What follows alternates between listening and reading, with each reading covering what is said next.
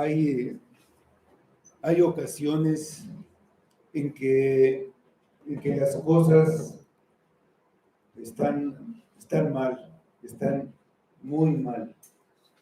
Y entonces, muchas veces lo único que nos queda es tener una esperanza de que las cosas mejoren. Pero esa esperanza más bien son buenos deseos, deseos optimistas de que eso va a pasar, que van a mejorar las cosas. Pero es una manera de ver la esperanza que es incierta, es algo incierto. Hay otra manera de tener esperanza. Cuando las cosas están mal, y es algo que va a hacer algo, alguien que puede hacer algo. Difícilmente podemos encontrar un momento más sombrío, más difícil que después de la caída. Después de la caída, pues era todo el futuro era pues realmente sombrío, no había futuro. Sin embargo, Dios dijo a la mujer: pondré enemistad entre tu simiente y la simiente de la serpiente, y la simiente de la mujer aplastará la cabeza de la simiente de la serpiente. No sabíamos, nadie sabía cuándo, cómo iban a suceder estas cosas, pero iba a haber un cambio que no venía de la habilidad del hombre ni de sus acciones, sino Dios lo iba a hacer a través de mucho tiempo, diferentes acciones que Él iba a hacer para que se diera el cambio. Él estaba preparando un cambio. Pues vamos a la primera carta de Samuel, capítulo 2, y ahí también vemos una situación difícil. Dios está preparando un cambio también. Dice, empezando el pasaje en el versículo 11, y Elcana se volvió a su casa en Ramá, y el niño ministraba a Jehová delante del sacerdote Elí. Los hijos de Elí eran hombres impíos y no tenían conocimiento de Jehová. Y era costumbre de los sacerdotes con el pueblo que cuando alguno ofrecía sacrificio, venía el criado del sacerdote mientras se cocía la carne, trayendo en su mano un garfio de 3 dientes, y lo metía en el perol, en la olla, en el caldero, en la marmita. Y todo lo que sacaba el garfio, el sacerdote lo tomaba para sí. De esta manera hacía con todo israelita que venía a Silo. Asimismo, antes de quemar la grosura, venía el criado del sacerdote y decía al que sacrificaba: da carne que asar para el sacerdote, porque no tomará de ti carne cocida, sino cruda. Y si el hombre le respondía: queme la grosura primero y después toma como quieras, él respondía: no, sino dámela ahora mismo. De otra manera, yo la tomaré por la fuerza. Era pues muy grande delante de Jehová el pecado de los jóvenes, porque los hombres menospreciaban las ofrendas de Jehová. Y el joven Samuel ministraba en la presencia de Jehová, vestido de un éfod de lino, y le hacía a su madre una túnica pequeña y se la traía cada año cuando subía con su marido para ofrecer el sacrificio acostumbrado. Y Elí bendijo a Elcana y a su mujer diciendo: Jehová te dé hijos de esta mujer en lugar del que pidió a Jehová. Y se volvieron a su casa. Y visitó Jehová a Ana, y ella concibió y dio a luz 3 hijos, y 2 hijas. Y el joven Samuel crecía delante de Jehová. Pero Elí era muy viejo y oía de todo lo que sus hijos hacían con todo Israel y cómo dormían con las mujeres que velaban a la puerta del tabernáculo de reunión. Amén a la palabra de Dios. Vamos a ver. Señor, sabemos que tu plan es perfecto y tú tienes un propósito eterno en todo lo que haces y te pedimos que podamos descubrirlo en tu palabra. Lo tenemos ahí, lo conocemos de cierta manera, pero que lo podamos ver aplicado a nuestra vida, de cómo tú a través de todo lo que nos va sucediendo, de todo lo que va pasando en nuestra vida, tú tienes un propósito que va dirigido a tu gloria en primer lugar, pero para nuestro bien. Pedimos que nos ayudes a entender tu palabra, a hacerla parte de nosotros, de nuestra vida, y que todo eso solamente sea para ti y para tu gloria. En el nombre de Cristo. Amén. Bueno, Elcana era un hombre piadoso y fiel. Sin importar las circunstancias, siempre acudía a adorar a Dios. Cumplía con la manera de hacerlo como Dios había prescrito para su pueblo. Era fiel a sus promesas. Sabía que un voto hecho a Dios debía cumplirse. Su esposa Ana había prometido que si Dios le concedía un hijo, lo consagraría al servicio de Jehová durante toda la vida. Ana era devota y fiel también, aunque había pasado por un tiempo en el que se dejó llevar por la tristeza, por la amargura, por la depresión de no tener hijos, por recibir las burlas de Penina. Pero pudo ver la santidad y la soberanía de Dios y fue aliviada de su frustración, no solo en el sentido de librarse de la amargura y llegar a tener contentamiento, sino que efectivamente recibió el hijo que anhelaba. Ana no pertenecía al grupo de personas que, volviéndose a Dios en tiempo de necesidad, después se olvidan de honrarlo y alabarlo. Tan pronto como su pequeño hijo fue capaz de quedar sin la continua atención de su madre, lo llevó al tabernáculo y lo puso bajo el cuidado del sacerdote Elí para ser educado como un niño del santuario. Estaba contenta de saber que a quien lo entregaba era el Señor. Y ella estaba dando a Dios la bendición que Dios le había dado primero a ella. Esto es puro amor.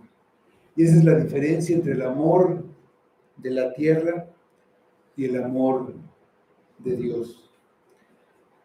El amor terrenal ama el goce y depende de las emociones. Y por lo tanto es cambiante. El amor que procede del amor de Dios ama por la bendición que puede dar a la persona amada. Ana sabía que su sacrificio era lo mejor que le podía suceder a Samuel y que al dárselo a Dios estaba ella recibiendo más que cualquier madre egoísta en el mundo.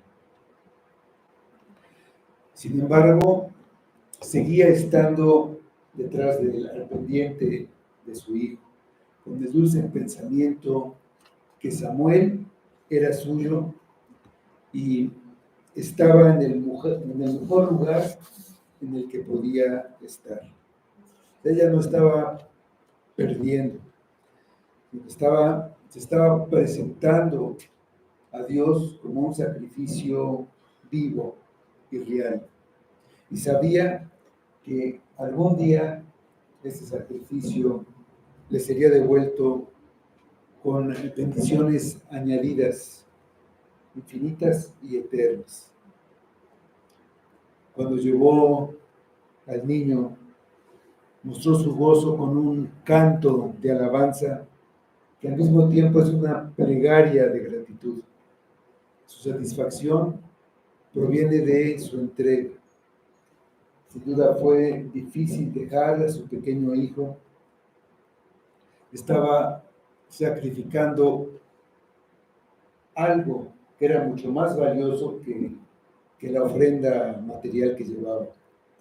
Pero un sacrificio es darle a Dios lo mejor.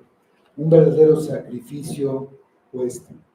Pero Dios lo tomaría y lo usaría para el bien de su pueblo y para su propia gloria. Entonces, el servicio a Dios en el versículo 11 dice: y Elcana se volvió a su casa en Ramá, y el niño ministraba a Jehová delante del sacerdote Elí. En los versículos siguientes vemos que el sacerdote Elí tenía dos hijos que se ocupaban del servicio, ¿no?, en el tabernáculo, pero tenían un comportamiento pues totalmente corrupto, por decir lo menos. El pueblo estaba desencantado y muchos ya no acudían al lugar de adoración. El futuro de la nación era sombrío. La presencia de Samuel daba la esperanza de que las cosas cambiarían. En la narración hay un profundo contraste entre los hijos de Elí y Samuel. El enfoque del capítulo no es la corrupción de los hijos de Elí, sino la preparación de Samuel por parte de Dios para reemplazarlos.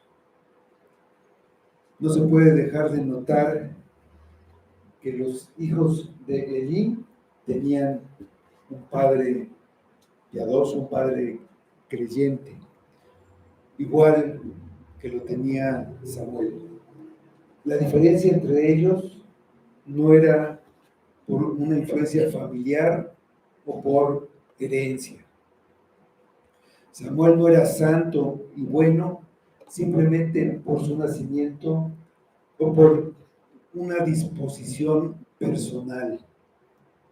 Él no fue llamado porque era bueno por naturaleza, sino que fue salvado y santificado como nosotros y como nuestros hijos deben serlo algún día solo por la gracia de Dios. Samuel, como hijo de Adán, tenía que nacer de lo alto y recibir el llamado y la gracia divina para ser llevado a una comunión con Dios, con el mismo poder sobrenatural que salva a todos. La fidelidad de Dios hacia su pueblo se manifiesta siempre. Calladamente está actuando, aunque nadie se dé cuenta. Está preparando y levantando al que en el futuro va a usar para llevar a cabo su plan eterno. En ese momento era un niño, pero ya ministraba o servía a Jehová bajo la guía del sacerdote Elí. Lo que hacía seguramente eran cosas sencillas, de acuerdo a su capacidad en ese momento. Él era descendiente de los coatitas, de la tribu, bueno, de la familia de Coat.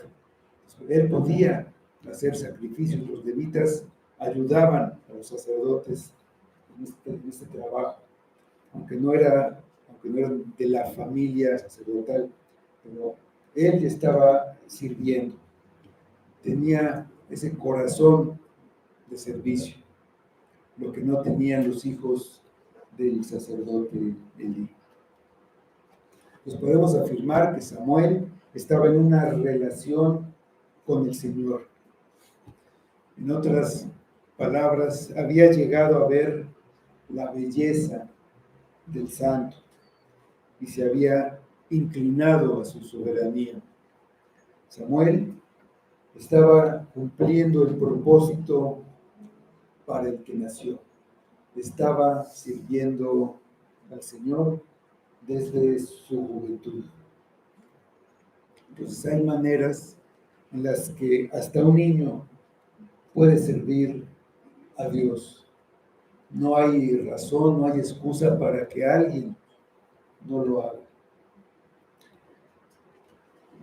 Debemos concluir que el servicio de Samuel agradó a Dios porque demostró una santa reverencia. Tenía la visión bíblica de la santidad de Dios. Que sea verdad que cada uno de nosotros sirva al Señor con un corazón comprometido, pues primero con el primer y gran mandamiento, amar a Dios sobre todo. Y también que sirva al Señor porque ama a su pueblo, demostrando su compromiso con el segundo gran mandamiento.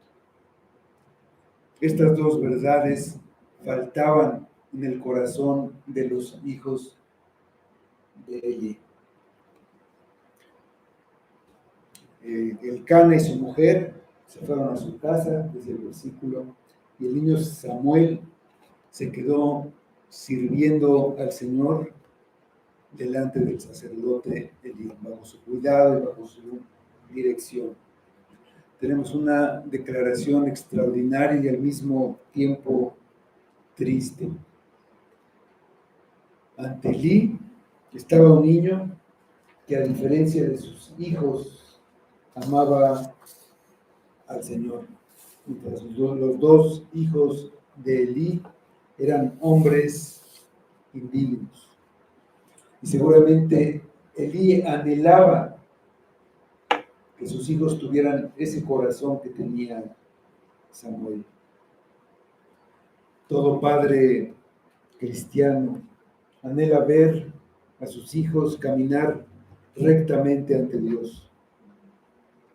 Es un gran dolor ver a nuestros hijos caminar en desobediencia al Señor y saber que los hijos que amamos son enemigos, incrédulos y aborrecedores de Dios.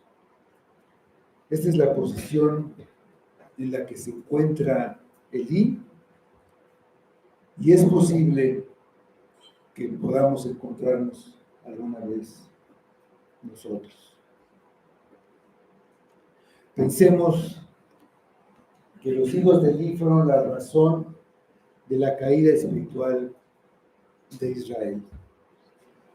Es esencial para todo padre creyente hacer todo lo que esté a su alcance para ver a sus hijos caminar con Dios. Como padres debemos estar dedicados al propósito de instruir a nuestros hijos en el camino que deben seguir. Como padres, ese debería ser el objetivo más importante en nuestra vida. Tenemos que pedir a Dios sabiduría para enseñar a nuestros hijos a tener temor de Él.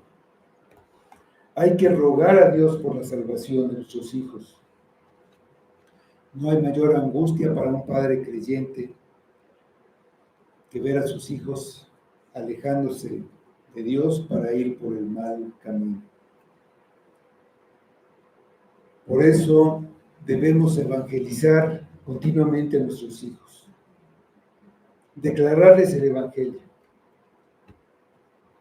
Pablo dice que predicó a los corintios el Evangelio, que ellos creyeron, y es lo que predicó es que Cristo murió por nuestros pecados, conforme a las Escrituras, y que fue sepultado y que resucitó al tercer día, conforme a las Escrituras. El Evangelio es la buena noticia de Dios, que Cristo murió por nuestros pecados. Nuestros pecados nos separan de Dios y nos hacen merecedores del infierno. Cristo murió por nuestros pecados en el sentido de que en la cruz Él expió, Él pagó por los crímenes que hemos cometido nosotros contra Dios, contra nuestro Rey. Jesucristo muriendo como nuestro sustituto, Él absorbió en Él mismo todo el castigo que merecíamos, toda la ira contra el verdadero culpable, su pueblo. No dejó ninguna deuda sin pagar. Él lo dijo, consumado es. Ni los corintios ni nadie merecen tal bendición, pero el Evangelio anuncia la gracia de Dios en Cristo para los que no la merecen. El único fracaso de los corintios, tuyo o de cualquiera, sería la incredulidad. Los hijos de Elí representan la incredulidad y por lo tanto el ascenso de la maldad. Mientras Samuel representa la esperanza para el pueblo de un hombre fiel. Lo que Dios quiere, lo que Dios necesita es un hombre fiel. Con un hombre fiel, Él puede cambiar la historia. Tenemos la hipocresía del versículo 12. Los hijos de Elí eran hombres impíos y no tenían conocimiento de Jehová. Los hijos de Elí eran hombres impíos, lo que significa sin piedad, indignos de estar sirviendo en el tabernáculo. Este era un problema significativo porque iban a suceder a Elí como sumo sacerdote y ya estaban ejerciendo el sacerdocio. El pueblo los reconocía como sacerdotes y ellos se presentaban como sacerdotes. Eso es hipocresía, aparentar ser algo que no somos. Eran sacerdotes de acuerdo a la ley, porque pertenecían a la familia de los sacerdotes. Y ellos conocían la ley por esa instrucción que habían recibido para ser sacerdotes. Conocían todos los ritos, todos los sacrificios, conocían la historia, conocían teología, pero no conocían a Dios. No tenían conocimiento de Jehová. Ese es el juicio que Dios hace sobre ellos y que tenemos aquí escrito. Estos hombres eran inútiles. Los hombres con títulos, pero sin corazón, son hombres sin valor, sin significado delante de Dios. Cuando los hombres que tienen la tarea de liderar hacen que el pueblo se desvíe, solo puede haber juicio. Dice en el libro del profeta Jeremías, capítulo 23, versículos 13, 14, dice: en los profetas de Samaria he visto desatinos, profetizaban en nombre de Baal, le hicieron errar a mi pueblo de Israel. Y en los profetas de Jerusalén he visto torpezas, cometían adulterios y andaban en mentiras, y fortalecían las manos de los malos para que ninguno se convirtiese de su maldad. No fueron todos ellos como Sodoma y sus moradores como Gomorra. Es el final del versículo 5. Porque de los profetas de Jerusalén salió la hipocresía sobre toda la tierra. No conocían al Señor. Conocer al Señor, conocer a Dios, es el tener un compañerismo con Dios diario, íntimo y creciente. Ellos no consideraron ni respetaron debidamente al Señor. Su conocimiento de Dios era solo una formalidad superficial. Eran hombres que estaban en el liderazgo espiritual. Sin embargo, eran no convertidos. Dice Jeremías 23, 11. Porque tanto el profeta como el sacerdote son impíos. Aún en mi casa hallé su maldad, dice Jehová. Y eso pasaba en la época antigua y pasa en la actualidad entre el pueblo de Dios.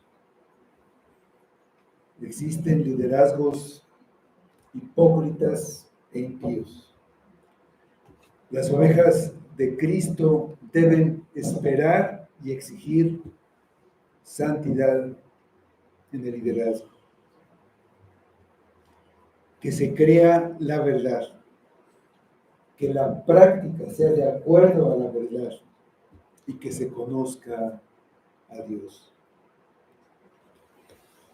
Había egoísmo y violencia. Dice el versículo 13 hasta el 15. Y era costumbre de los sacerdotes con el pueblo que cuando alguno ofrecía sacrificio, venía el criado del sacerdote mientras se cocía la carne, trayendo en su mano un garfio de 3 dientes, y lo metía en el perol, en la olla, en el caldero o en la marmita. Y todo lo que sacaba el garfio, el sacerdote lo tomaba para sí. De esta manera hacían con todo israelita que venía a Silo. Asimismo, antes de quemar la grosura, venía el criado del sacerdote y decía al que sacrificaba: da carne que asar para el sacerdote, porque no tomará de ti carne cocida, sino cruda. La ley establecía que los sacerdotes debían ser provistos de los sacrificios. De Deuteronomio 18, 3 y 4. Y este será el derecho de los sacerdotes de parte del pueblo, de los que ofrecieren en sacrificio buey o cordero, darán al sacerdote la espaldilla, las quijadas y el cuajar, las primicias de tu grano, de tu vino y de tu aceite, las primicias de la lana de tus ovejas le darás. Ese mismo principio también se encuentra en el Nuevo Testamento, en 1 Corintios 9, versículos 13 y 14. Dice ahí: ¿no sabéis que los que trabajan en las cosas sagradas comen del templo, y los que sirven al altar del altar participan? Así también ordenó el Señor a los que anuncian el Evangelio, que vivan del Evangelio. Desde los sacrificios que se llevaban al tabernáculo, se daba una porción a Dios, una porción al sacerdote y una parte, también una porción, se la quedaba el que traía la ofrenda. Según varios pasajes, al sacerdote le correspondía el pecho y la espaldilla del animal. Pero los hijos de Elí no tomaban la porción señalada, sino que tomaban lo que un gancho para la carne que ellos tenían sacara de la olla. Cometían la injusticia de levantar con ese tenedor, aquellas partes que ellos preferían. Lo que vemos en el pasaje es que estos sacerdotes no estaban contentos con recibir lo que Dios les había provisto, sino que querían más.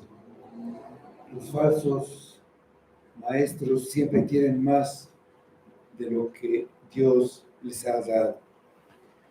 Dice Filipenses 3, 18 y 19, porque por ahí andan muchos, de los cuales os dije muchas veces, y aún ahora lo digo llorando, que son enemigos de la cruz de Cristo, el fin de los cuales será perdición, cuyo Dios es el vientre y cuya gloria es su vergüenza, que solo piensan en lo terrenal.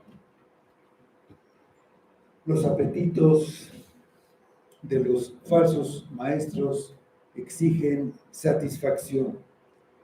Tienen que beber, tienen que comer y satisfacer sus deseos carnales. Sus apetitos se convierten en la totalidad de su vida. Los hijos de Elí, como todos los falsos maestros, eran bestias que vivían para satisfacer sus inclinaciones carnales. La provisión de Dios era suficiente, pero estos hombres siempre quieren más. Estos hombres egoístas están muy lejos de seguir el ejemplo del Señor. No sirven porque aman a las ovejas de Dios. Las sirven porque quieren devorarlas. Comparemos a estos hombres con el modelo de liderazgo que nos dejó Jesucristo. En Mateo 20, 25 a 28, dice: entonces Jesús, llamándolos, dijo: sabéis que los gobernantes de las naciones se enseñorean de ellas, y los que son grandes ejercen sobre ellas potestad. Mas entre vosotros no será así, sino el que quiera hacerse grande entre vosotros será vuestro servidor, y el que quiera ser el primero entre vosotros será vuestro siervo. Así como el Hijo del Hombre no vino para ser servido, sino para servir y para dar su vida en rescate por muchos. Regresando a nuestro pasaje, en el versículo 16, y si el hombre le respondía: quemen la grosura primero, después toma cuanto como quieras, él respondía: no, sino dámela ahora mismo, de otra manera yo la tomaré por la fuerza. La porción de Dios siempre se daba primero, porque estaba mal tomar la porción del sacerdote antes de quemar la grosura. La grosura era considerada la mejor parte del animal, así que eso era entregado a Dios. La idea era que Dios siempre debía recibir lo mejor y que Dios debía recibir su parte primero. Pero el orgullo de los hijos de Elías y aquellos tomaran su porción antes de quemar la grosura. Esos hombres impíos eran capaces de actuar con violencia. Nada los detenía, nada les importaba.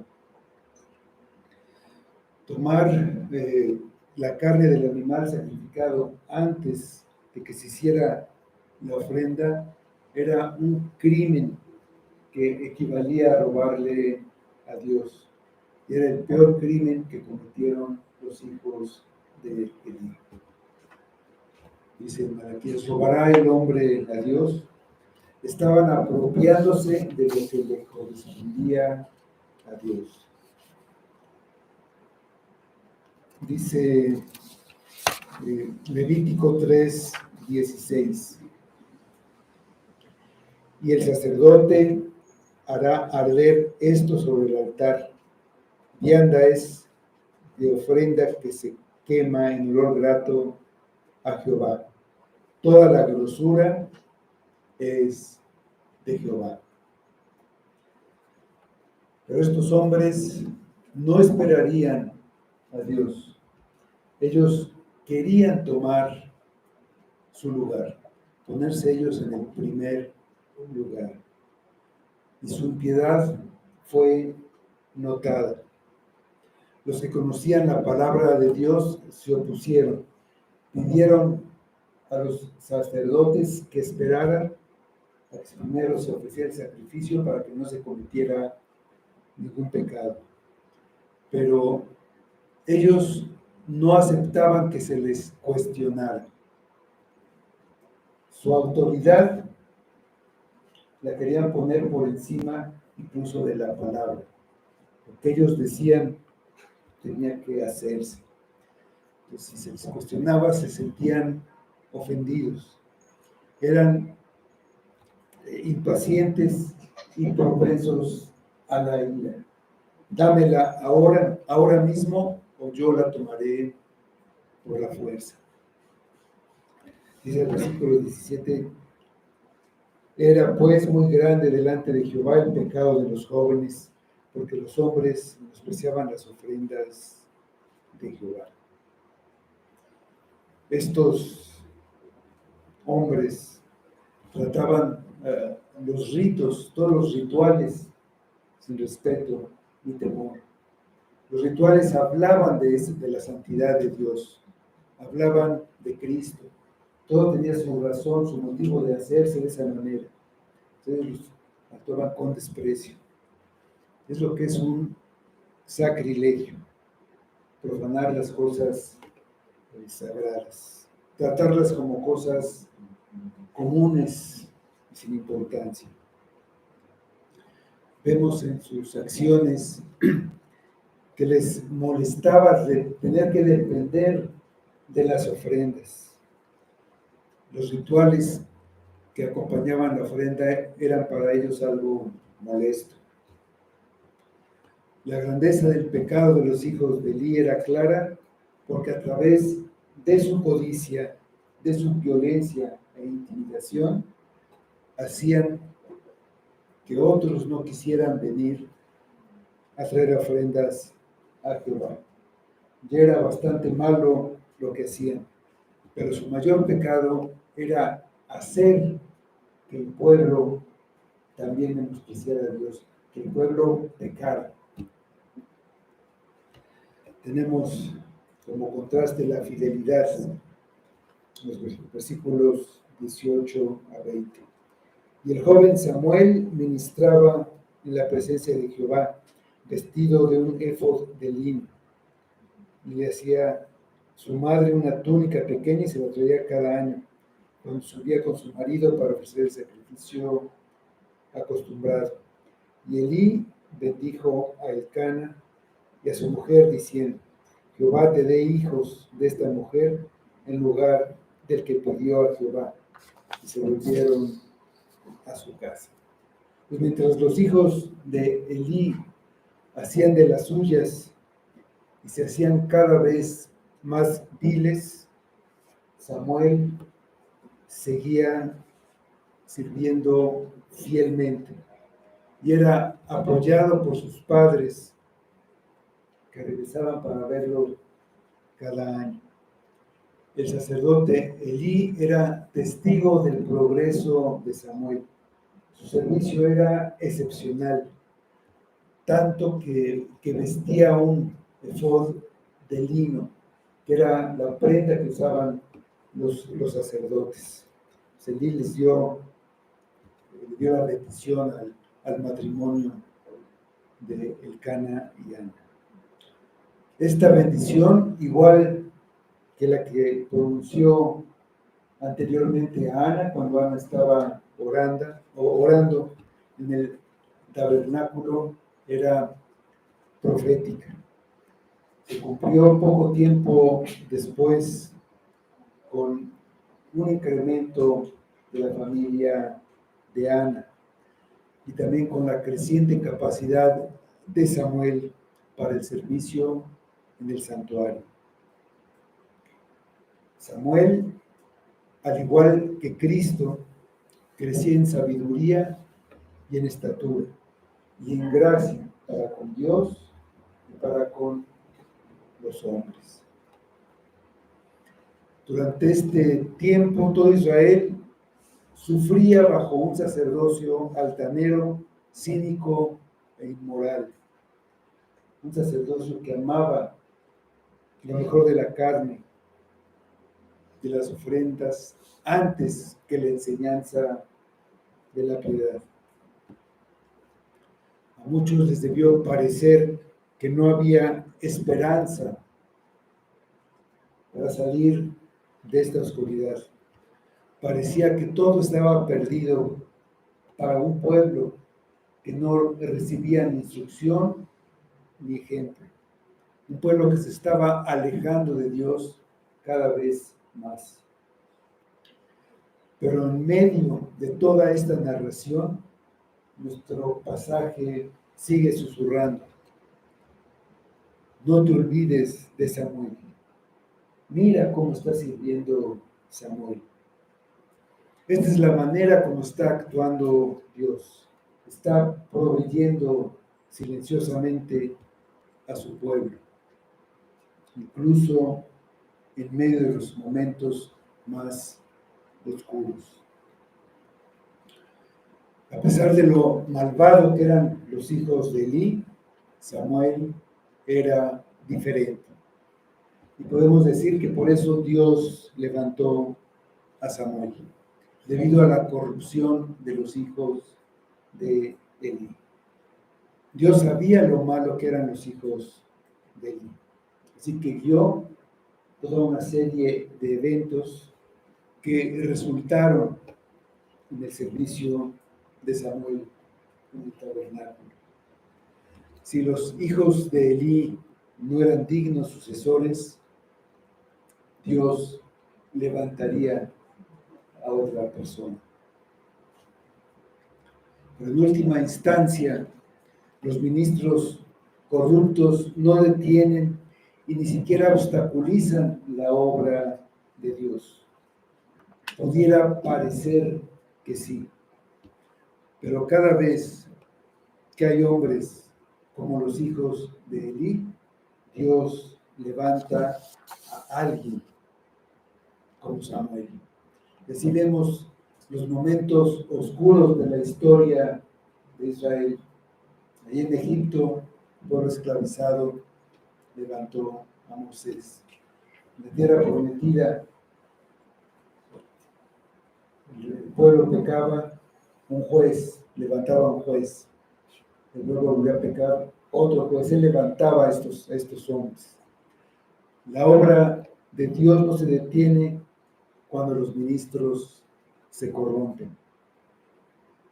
No se detiene aún cuando el pueblo de Dios se corrompe. Si Dios lo ha hecho, levantó profetas también. Cuando todo parecía perdido, cuando la humanidad estaba sin esperanza, trajo al Salvador, a su Hijo, para que hiciera lo que nadie más, ningún hombre podía hacer.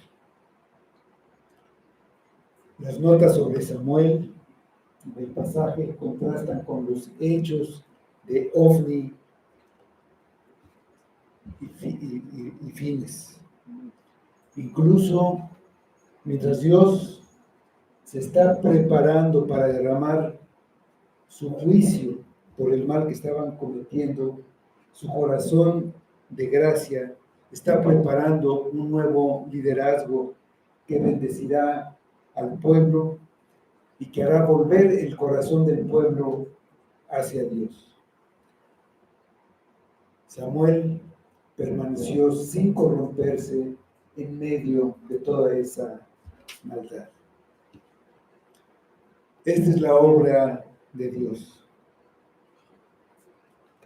Leemos acerca de David, figura del que había de venir.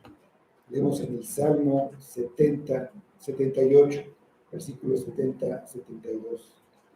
Eligió a David su siervo y lo tomó de las majadas de las ovejas. De las paridas lo trajo, para que apacentase a Jacob su pueblo y a Israel su heredad. Y los apacentó conforme a la integridad de su corazón. Los pastoreó con la pericia de sus manos. En cuanto a Ana, encontramos que Dios le devolvió mucho más de lo que ella le había dado a él. Este es el versículo 21. Dios nunca será deudor de nadie. Cuando pensamos que nosotros le hemos dado algo a Dios, o cuando creemos que Dios nos ha quitado algo, o que no nos ha dado algo que necesitamos, resulta que es una bendición para nosotros. Algo mucho mejor y no necesariamente material. Job lo perdió todo, hasta su salud, pero a cambio conoció a Dios. Le dijo a Dios, de oídas te había oído, pero ahora mis ojos te ven.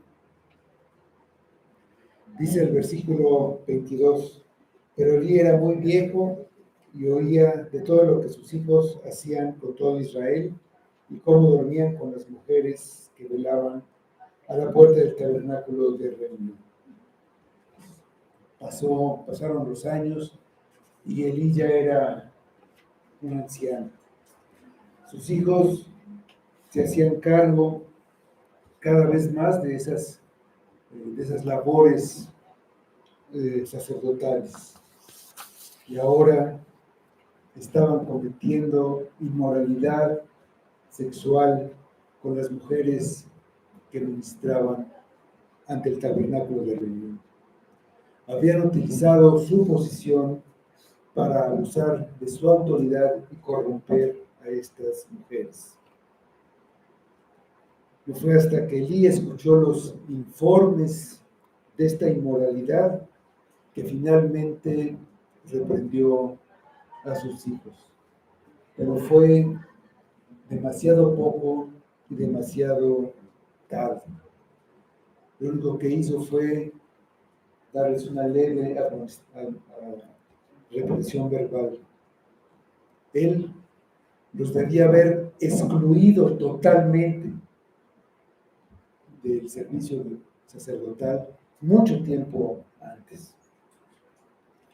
El pecado de Elí de no corregir a sus hijos tendría consecuencias desastrosas. Ese deseo por los apetitos terrenales y pecaminosos es una señal reveladora de un corazón inconverso y un ministro falso. Dios ya está preparando y haciendo lo que necesitamos para llevarnos a un cambio que nos asemeje a cada uno más a su Hijo. Nuestra esperanza está en arrepentirnos y en corregir lo que hacemos mal. No esperemos que Él actúe y entonces seamos avergonzados. El que cree en Cristo no será avergonzado. Vamos a orar. Señor, pues, te damos gracias por tu obra perfecta, aun en lo que nosotros vemos como fracasos, en lo que vemos un futuro negro, en lo que no vemos esperanza real. Pero tú desde el principio has dicho lo que vas a hacer y entonces esperamos algo cierto, algo que va a suceder porque tú lo has determinado así. Y te damos gracias por eso. Esa es tu fidelidad para con tu pueblo. Pedimos que nos ayudes, Padre, que nos ayudes a ver esos errores que a nuestros ojos son ocultos, no podemos ver por ese pecado que todavía hay en nosotros, pero que tú nos ayudes, Padre, que nos des esa humildad que necesitamos delante de ti, humildad que nos lleve a buscarte, a deshacernos de todo nuestro orgullo, vanidad, hipocresía, Señor, que indudablemente todavía todos tenemos. Ayúdanos, Padre, que podamos ver esa imagen de Cristo a la que aspiramos y que tú has determinado que alcancemos un día cuando Cristo regrese. Ayúdanos a poner ahí nuestra esperanza, una esperanza cierta y esperar con paciencia, para correr con paciencia la carrera que tenemos por delante. Ayuda a tu iglesia, Padre, que no haya aquí nadie que sea engañado por el pecado a tal grado de creer que te conoce cuando es impío. Ayúdanos, Padre, necesitamos de ti, que sea solamente para tu gloria. En el nombre de Cristo.